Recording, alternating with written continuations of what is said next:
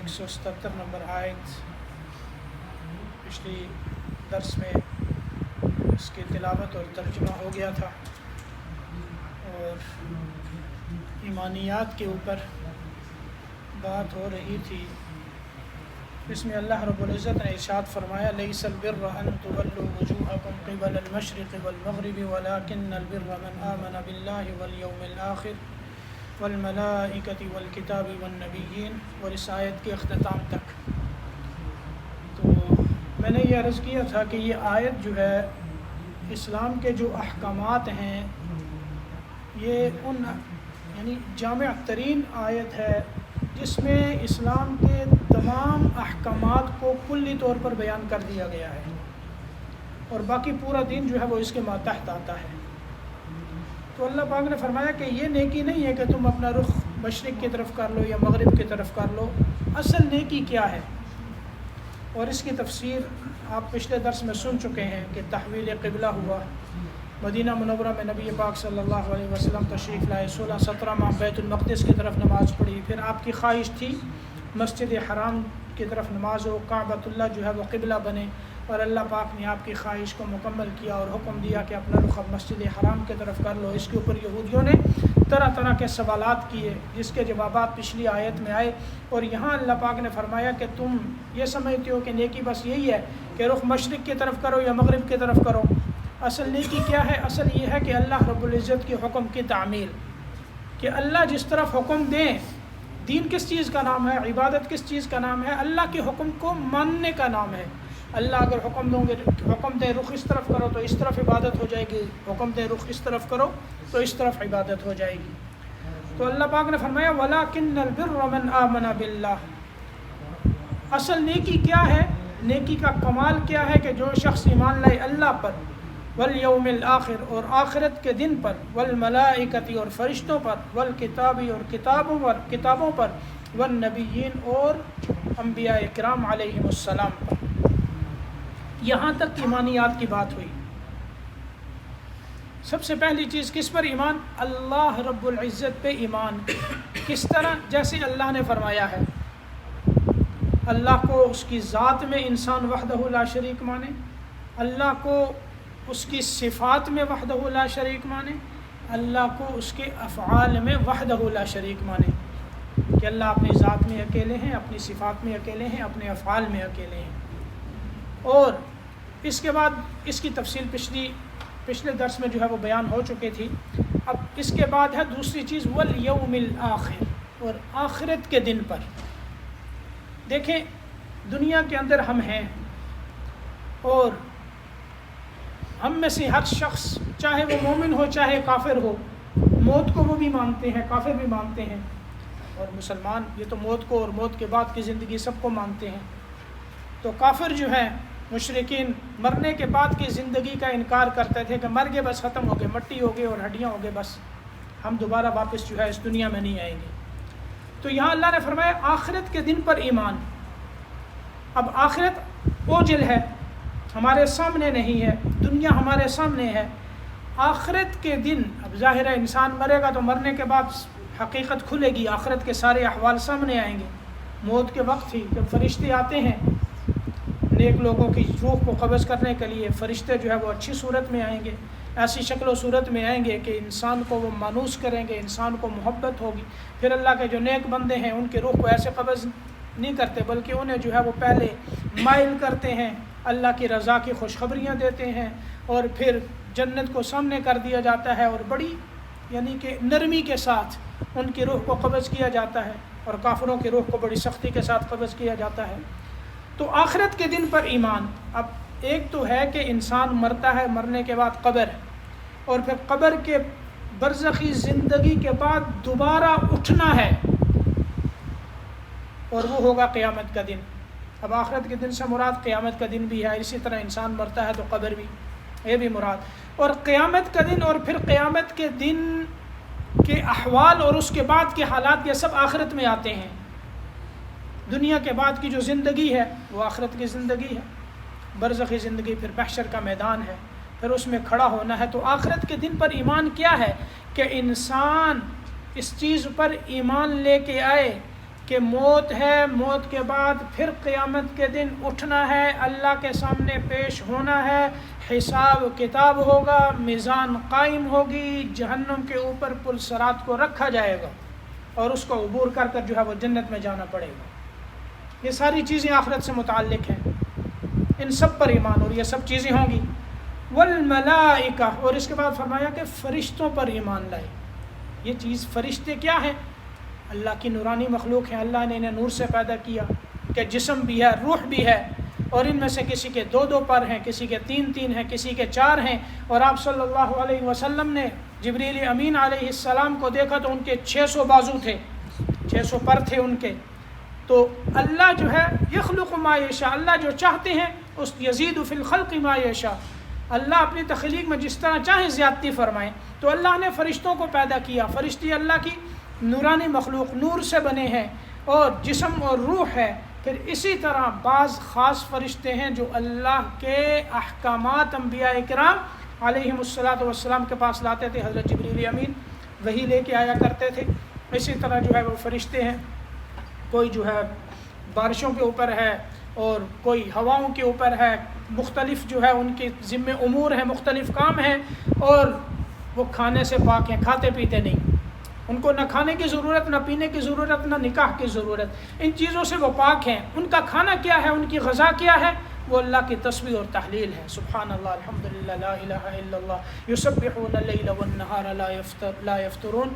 یہ دن اور رات اللہ ہی کی تسبیح بیان کرتے ہیں اور تھکتے نہیں ہیں ہر حال میں۔ لا یعصون اللہ ما امرہم، اللہ جس چیز کا انہیں حکم دے دیتے ہیں وہ اس کے خلاف نہیں کرتے، یہ اللہ کے فرشتے ہیں۔ والکتاب، اور کتابوں پر ایمان، اللہ نے کتنی کتابیں اتاری؟ 4 کتابیں سارے جانتے ہیں، بڑی، پھر جتنے صحیفے آئے جو اللہ نے اتارا ہے۔ اب کتابیں تو جو پہلے ہیں، قرآن پاک کے علاوہ جو پہلے کتابیں تھیں ان کے اندر تو ان کے علماء نے تحریف کر دی، یحرفون الکلم من بعد مواضعہ، اور رد و بدل ان میں کر دیا۔ اب ہم کس پر ایمان لاتے ہیں؟ جو اللہ نے اتارا ہے، تورات جو اللہ نے اتاری، زبور جو اللہ نے اتاری، انجیل جو اللہ نے اتاری، یہ اللہ نے اتاری ہیں، جو اللہ نے اتاری ہیں آسمانی کتابیں، ان پر ایمان۔ اور اس کے بعد کیا ہے؟ والنبیین، اور نبیوں پر ایمان۔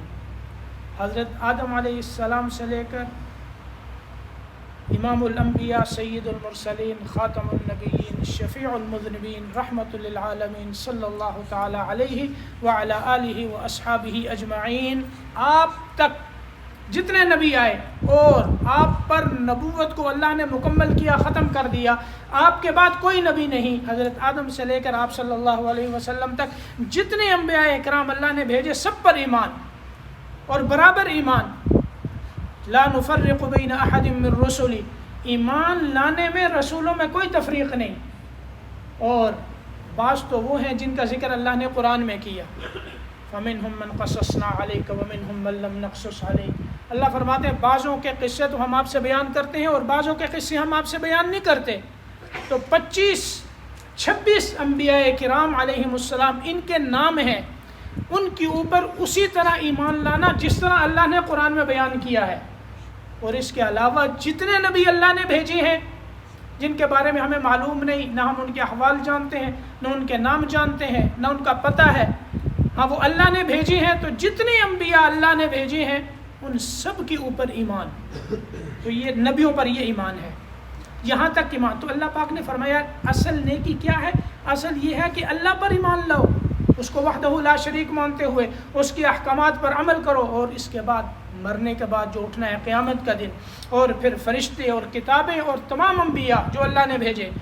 تو آپ صلی اللہ علیہ وسلم پر نبوت ختم، رسالت ختم، آپ کے بعد کوئی نبی نہیں، یعنی نیا نبی کوئی نہیں آئے گا۔ اب حضرت عیسیٰ علیہ السلام تو آئیں گے، وہ تو زندہ اللہ نے اٹھا لیا آسمانوں پر، وہ موجود ہیں۔ اور یہ یہاں یہ بھی یاد رکھیں کہ یہ جو وقت کا گزرنا ہے یا وقت کی جو طوالت ہے، یہ دنیا کے ساتھ اس کا تعلق ہوتا ہے، اور جو آخرت کے احوال ہوتے ہیں وہاں زمانے کا کوئی چکر نہیں ہوتا۔ وہاں ایک طرح کا جیسے آتا ہے کہ حضرت عیسیٰ علیہ السلام، اب ظاہر ہے جس طرح جو ہے وہ یہود ان کے قتل کے در پہ تھے اور ان کا محاصرہ کر لیا گیا تھا، وہ غسل کر کے باہر نکلے تھے، تو اللہ پاک نے ویسے انہیں اٹھا لیا. اب جب آسمان سے اتریں گے تو اسی طرح وہی غسل کا پانی ان کے بالوں سے ٹپک رہا ہوگا. تو یہ زمانہ اور وقت کا گزرنا یہ ہمیں یہاں نظر آتا ہے. جیسے یہ ہے کہ انسان جو ہے وہ مرتا ہے تو اس سے 3 سوال ہوتے ہیں برزخ. اور اسی طرح آپ صلی اللہ علیہ وسلم کی شبیہ مبارک دکھائی جاتی ہے کہ ان کے بارے میں کیا کہتے ہو. تو جو مومن ہوتا ہے وہ کہتا ہے یہ ہمارے نبی ہیں, اللہ کے نبی صلی اللہ علیہ وسلم ہیں, اللہ نے ہمارے اندر انہیں مبعوث فرمایا. اب یہاں یہ سوال نہ کریں کہ ایک دن کے اندر کتنے ہزاروں لوگ جو ہے وہ مرتے ہیں تو ایک وقت میں حساب ہوتا ہے تو آپ صلی اللہ علیہ وسلم کس کس کے سامنے جائیں گے. اصل یہ نہیں ہے, آخرت کے اندر وہ پردے ہٹا دیے جاتے ہیں. آخرت میں کوئی پردہ نہیں ہے. آپ صلی اللہ علیہ وسلم اپنی جگہ پر موجود ہیں اور بیچ میں پردے ختم ہیں اور ہر ایک کو نظر آ رہے ہیں. اس طرح سامنا ہوتا ہے. تو اس لیے آخرت کے احوال اور طرح کے ہیں. تو تمام انبیاء کرام, حضرت عیسیٰ علیہ السلام جو آئیں گے, حالانکہ وہ خود صاحب شریعت نبی, خود ان کے اوپر کتاب نازل ہوئی انجیل, لیکن یہاں جب آئیں گے تو کس کی شریعت کے تابع ہو کر آئیں گے؟ رسول اللہ صلی اللہ علیہ وسلم کی شریعت کے تابع ہو کر آئیں گے. تو آپ کے بعد نبوت ختم تو آئیں گے. آپ صلی اللہ علیہ وسلم نے فرمایا کہ 30 جھوٹے دجال کذاب آئیں گے اور ان میں سے ہر شخص یہ کہے گا کہ میں اللہ کا نبی ہوں. یاد رکھو میں خاتم النبیین ہوں, میرے بعد کوئی نبی نہیں.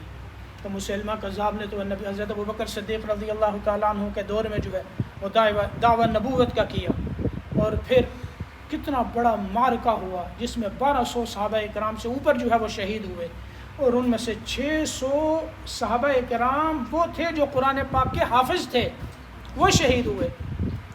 یہاں حضرت عمر کو پھر فکر ہوئی کہ اگر اسی طرح صحابہ اکرام جو ہے یہ شہید ہوتے رہے معرکوں میں تو قرآن پاک یہ حفاظ تو چلے جائیں گے, قرآن پاک کا کیا بنے گا. انہوں نے مشورہ دیا حضرت ابوبکر صدیق رضی اللہ تعالیٰ عنہ کو کہ قرآن پاک کو صحابہ سے لے کر اس کو جمع کیا جائے. تو حضرت ابوبکر صدیق رضی اللہ تعالیٰ عنہ نے فرمایا کہ جو کام نبی پاک صلی اللہ علیہ وسلم نے نہیں کیا میں کیسے کروں. بالآخر اللہ نے سینہ کھول دیا اور پھر جمع قرآن ہوا. یہ ایک الگ بحث ہے بہت لمبی. تو بہرحال تو یہ نبوت کے جھوٹے دعوے دار آئیں گے, جس طرح آج بھی قادیانی کتنا بڑا اس امت کا یہ فتنہ ہے اور ابھی تک چل رہا ہے اور لوگ جو ہے وہ گمراہی کی طرف جا رہے ہیں.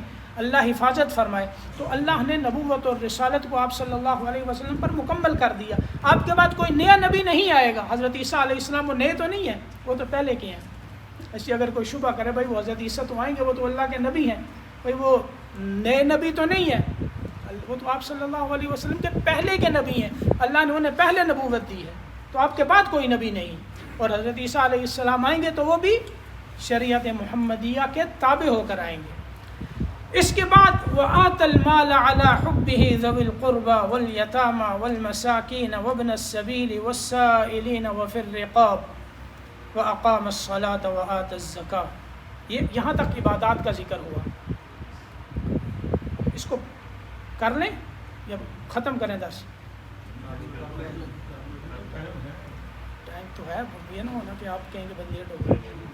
وَآتَ الْمَالَ عَلَى حُبِّهِ, اور اس نے مال دیا اللہ کی محبت میں قریبی رشتہ داروں کو, یتیموں کو, مسکینوں کو اور مسافروں کو اور مانگنے والوں کو, اور گردن کے چھڑانے میں اس نے اپنا مال خرچ کیا اور نماز کی پابندی رکھی اور زکوٰۃ دیتا رہا.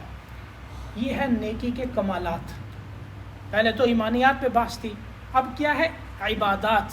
انسان نے سب سے پہلے یہاں اللہ کیا فرماتے ہیں وَآتَ الْمَالَ عَلَى حُبِّهِ, مال دیا ہے عَلَى حُبِّهِ. ایک تو اس کا مطلب یہ ہے کہ اللہ کی محبت میں, اور دوسرا یہ ہے کہ جو مال اس کو محبوب تھا وہ دیا, اور تیسرا مطلب اس کا یہ ہے کہ مال کی جب محبت تھی اس وقت اس نے وہ مال خرچ کیا. دیکھیں اللہ کی محبت میں مال دیا, ظاہر ہے جو چیز اللہ کی محبت میں دی جائے مطلب کیا, یعنی اللہ کی رضا کے لیے اخلاص کے ساتھ, اس میں کوئی دوسرا مقصد نہیں تھا, یہ ہے اللہ کی محبت.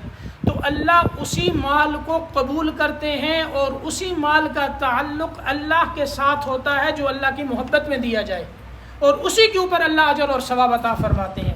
اگر کوئی شخص مال ریا کے لیے دیتا ہے، دکھلاوے کے لیے کہ میں دیتا ہوں، لوگ کہیں گے کہ واہ واہ ماشاءاللہ یہ تو بہت دینے والا ہے، اور میں دیتا ہوں لوگ مجھے جو ہے وہ عزت دیں گے، لوگ جو ہے وہ مجھے بڑا بنائیں گے، فخر کے طور پر دیتا ہے ریا کے لیے، تو اس کا تعلق اللہ کے ساتھ نہیں ہوتا، پھر وہ جس کے لیے دیتا ہے اسی کے ساتھ اس کا تعلق ہوتا ہے۔ جیسا کہ حدیث پاک میں آتا ہے کہ قیامت کے دن، لمبی حدیث ہے، جیسے ایک قاری قرآن آئے گا اور اسی طرح ایک شہید آئے گا، تو ان میں سے ایک جو ہے وہ مالدار آئے گا، تو ان تینوں میں سے ہر ایک سے سوالات ہوں گے۔ قاری قرآن جو ہے وہ یہ کہے گا کہ میں نے واعظ کیا، قرآن پڑھا، سب کچھ کیا، تو حدیث میں آتا ہے کہ کہا جائے گا کہ ہاں تو نے پڑھا، سب کچھ کیا، لیکن کیوں لوگ یہ کہیں گے کہ یہ بڑا قاری ہے، بڑا واعظ ہے، وہ دنیا میں کہہ دیا گیا، اسے بھی اوندا منہ جہنم میں ڈال دیا جائے گا۔ اسی طرح شہید اللہ کے راستے میں نکلا، شہید ہوا، تو اس سے پوچھا جائے گا، وہ کہے گا کہ یا اللہ جو ہے میں نے تیرے راستے میں جہاد کیا اور شہادت پائی۔ اللہ فرمائیں گے ہاں اس لیے کہ لوگ تجھے کہیں گے کہ تو بہادر ہے، لوگوں نے تو وہ کہہ دیا، ہمارے پاس تو کچھ نہیں، تو جاؤ اس کو بھی اوندا منہ جہنم میں۔ اسی طرح وہ شخص ایک سخی آئے گا جس کو اللہ نے مال دیا ہوگا، اور اس سے اللہ فرمائیں گے کہ تجھے اتنی اتنی نعمتیں میں نے دنیا میں دی تھی، تو نے کیا کیا؟ وہ کہے گا کہ یا اللہ میں نے تیرے راستے میں فلاں جگہ خرچ کیا، فلاں خرچ کیا۔ اللہ فرمائیں گے کہ ہاں یہ سب کچھ تو نے کیوں کیا؟ خرچ تو کیا، لیکن کیوں کیا؟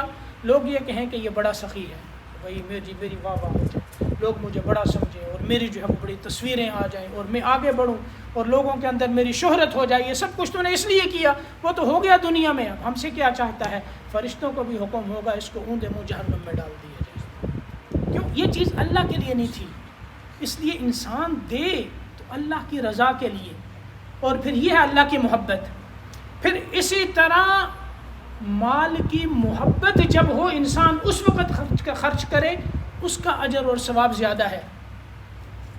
حضرت ابو ہریرہ رضی اللہ تعالی عنہ فرماتے ہیں کہ ایک شخص نے یہ سوال کیا کہ یا رسول اللہ کون سا صدقہ اللہ کو زیادہ پسند ہے؟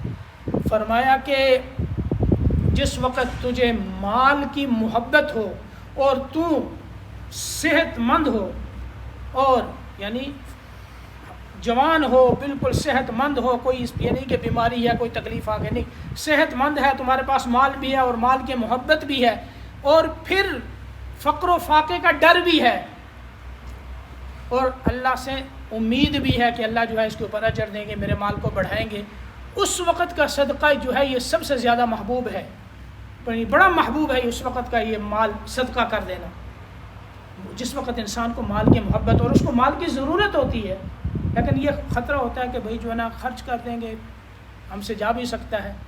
تو جو اللہ کے نیک بندے ہیں، جن کو اللہ کے وعدوں پر یقین ہوتا ہے، ان کو تو پتہ ہے کہ میں دوں گا تو میرے مال میں اس وقت برکت آئے گی، کہ جب اللہ کے راس وما انفقتم من شیء فهو یخلفہ، یہ تو اللہ کا وعدہ ہے، جو خرچ کرو گے اللہ اس کا بدل دے گا دنیا میں، اور ہم جو ہے مشاہدہ جو ہے وہ کرتے ہیں اس کا۔ تو ایک تو مال اس وقت دینا جب مال کی انسان کو ضرورت ہو اور مال کی محبت ہو، اس وقت اللہ کے راستے میں خرچ کرے۔ اور فرمایا کہ جب انسان بیمار ہو جاتا ہے اور اس کے بعد یہ کہتا ہے کہ اتنا فلاں کو دے دو، اتنا فلاں کو دے دو، اتنا فلاں کو دے دو، تو اس وقت تو اس کے جانے کے بعد وہ ہو گئی سب وارثوں کا، یعنی انسان کا اصل مال تو وہ ہے جو انسان کی زندگی میں اس کے پاس ہے۔ اب انسان کے پاس جب موت کا وقت آتا ہے تو وصیت کتنے مال کی کر سکتا ہے؟ ایک ثلث، ایک تہائی مال کی، اس سے زیادہ نہیں کر سکتا۔ کیوں؟ اب وہ مال اس کا نہیں رہا، اس کے مرنے کے بعد مال اس کے وارثوں کا ہو جائے گا، اس کا رہے گا ہی نہیں، وہ دوسروں تک منتقل ہو جائے گا، اس کے اختیار میں نہیں ہے، اس کی ملکیت سے نکل گیا، ثلث تک وصیت کر سکتا ہے۔ اس لیے جو اپنی زندگی میں، اپنی موجودگی میں انسان جو ہے وہ خرچ کرے گا، اس کو یہ مال نفع دے گا، آخرت میں جو ہے اس کے لیے اجر ہے۔ اچھا، تیسری چیز کہ اپنے محبوب مال میں سے اللہ کے راستے میں دینا، جیسے اللہ نے فرمایا لن تنالوا البر حتى تنفقوا مما تحبون، تم نیکی کے کمال کو اس وقت تک نہیں پہنچ سکتے جب تک کہ اپنی پسندیدہ اور محبوب چیزوں میں سے اللہ کے راستے میں خرچ نہ کرو، ساری نہیں، یعنی اللہ جو چیزیں تمہیں محبوب ہیں ان میں سے بعض اللہ کے راستے میں جب تک خرچ نہ کرو، محبوب چیز کو اللہ کے راستے میں خرچ کرو، تب تمہیں نیکی کا کمال ملے گا۔ اب صحابہ اکرام رضوان اللہ تعالی علیہم اجمعین جو ہے وہ تو حریص تھے نیکیوں پر، ہر ایک نے یہ دیکھا کہ میری مال سے مراد صرف مال دولت نہیں ہے، پیسہ جو بھی ہے اس میں اس کے باغات بھی آ سکتے ہیں، اس کے جو ہے پھل بھی آ سکتے ہیں، اس کے جو ہے وہ جانور بھی آ سکتے ہیں، اور اسی طرح اس کے غلام بھی آ سکتے ہیں. اس کے مال میں جو بھی چیز اس کے قبضے میں ہے، کون سی چیز اس کو زیادہ محبوب ہے وہ اللہ کے راستے میں خرچ کرے. تو حضرت ابو طلحہ انصاری رضی اللہ تعالی عنہ، انصاری صحابی ہیں، ان کا باغ تھا جہاں مسجد نبوی موجود ہے اس وقت، اور 21 نمبر گیٹ پہ آپ جائیں تو وہاں داخل ہوتے ہی آپ کو 3 جو ہے وہ کنویں نظر آتے ہیں. اس جگہ ان کا باغ تھا، یعنی کنویں کا نشان ہے. ابھی تک کنویں تو بند ہو گئے. اور ان کا باغ جو ہے وہ بڑا کمال کا باغ تھا، اور اس کے اندر پانی کا چشمہ بڑا میٹھا تھا، اور آپ صلی اللہ علیہ وسلم بھی اس چشمے سے جو ہے وہ پیتے تھے کبھی کبھار. تو یہ آئے، انہوں نے جب یہ آیت سنی تو آپ صلی اللہ علیہ وسلم کے پاس حاضر ہوئے اور عرض کیا کہ یا رسول اللہ، مجھے اپنے مال میں یہ باغ سب سے زیادہ محبوب ہے، یہ اللہ کے راستے میں، اور اس کے اوپر مجھے اللہ سے امید ہے کہ اللہ مجھے اجر اور ثواب عطا فرمائیں گے. آپ صلی اللہ علیہ وسلم نے فرمایا واہ واہ کیا نفع بخش سودا کیا ہے تم نے. اور فرمایا کہ ٹھیک ہے، اس کو اپنے قریبی رشتہ داروں میں دے دو. تو انہوں نے قریبی رشتہ داروں اور چچا زادوں میں اس باغ کو تقسیم کر دیا. کسی نے دیکھا اسامہ، حضرت زید بن حارثہ ایک گھوڑا لے کے آئے، انہیں بڑا پسند تھا. انہوں نے آ کے کہا مجھے اپنے مال میں یہ مجھے سب سے زیادہ پسند ہے. آپ صلی اللہ علیہ وسلم نے وہ گھوڑا اسامہ بن زید کو دے دیا، ان کے بیٹے کو. تو انہوں نے کہا کہ یا رسول اللہ، میں تو لایا تھا کہ ادھر دے دیں. فرمایا کہ تمہیں اس کا اجر اللہ نے دے دیا ہے. پھر اسی طرح کسی نے دیکھا اس کو بندی زیادہ محبوب ہے تو وہ دے دی، غلام زیادہ محبوب ہے تو وہ دے دیے. تو مال جو محبوب ہو اس کو اللہ کے راستے میں خرچ کرنا، یہ تو ہے. یہ نہیں کہ ردی قسم کا مال اور جو انسان کو اب ضرورت ہی نہیں ہے، کہتا ہے یار اس کو پھینکنا ہی ہے تو چلو کسی کو دے دو. اچھا پھینکنے سے تو بہتر ہے وہ بھی دے دو، یہ نہیں کہ وہ نہ دو. ہاں یہ نہیں ہے کہ یار یہ تو ہے ردی قسم کا، خود نہیں استعمال کرنا پھر کسی کو کیا دیں. اب ظاہر ہے جس دور میں ہم ہیں اور جس طرح ہمارے دلوں میں دنیا کی محبت ہے، تو پھر ہم اپنی محبوب چیزوں کو کس طرح نکالتے ہیں، بلکہ وہ اپنے لیے بھی خرچ کرنا مشکل ہے تو دوسروں کو کہاں دیتے ہیں. تو بہرحال کمال تو یہی ہے کہ اپنی محبوب چیز کو دے. اور اسی طرح اگر کوئی ایسی چیز جو اس کی ضرورت میں نہیں ہے، اس کا یہ مطلب نہیں کہ اس کو پھینک دو. اگر تمہاری ضرورت میں نہیں ہے کم از کم وہ بھی دے دو، اللہ اجر تو دیں گے، اس میں تو کوئی شک نہیں. تو اسی طرح دینا مال کو اللہ کی محبت میں کس کو؟ ذوی القربى، قریبی رشتہ داروں کو سب سے پہلا. پھر اس کے بعد کیا فرمایا؟ یتیموں کو، مسکینوں کو، مسافروں کو، مانگنے والوں کو، اور پھر غلاموں کو آزاد کرنے میں. یہ مصارف بیان کیے مال کے، کہ مال دیا ہے اللہ کی محبت میں کس کس کو؟ قریبی رشتہ داروں کو، یتیموں کو، مسکینوں کو، اور مسافروں کو، اور مانگنے والوں کو، اور گردن چھڑانے میں. تو آج جو ہے انشاءاللہ اتنا ہی کافی ہے. تو ذوی القربى، قریبی رشتہ دار، ان کے کیا حق ہیں، ان کو جو ہے وہ کیوں مقدم کیا گیا، اس میں اللہ نے کیا اجر اور ثواب رکھا ہے قریبی رشتہ داروں کو دینے میں. پھر آگے جو ہے یتیم ہے، انشاءاللہ اس کی جو تفصیل ہے زندگی رہی تو اگلے درس میں جو ہے وہ بیان ہوگا. تو اللہ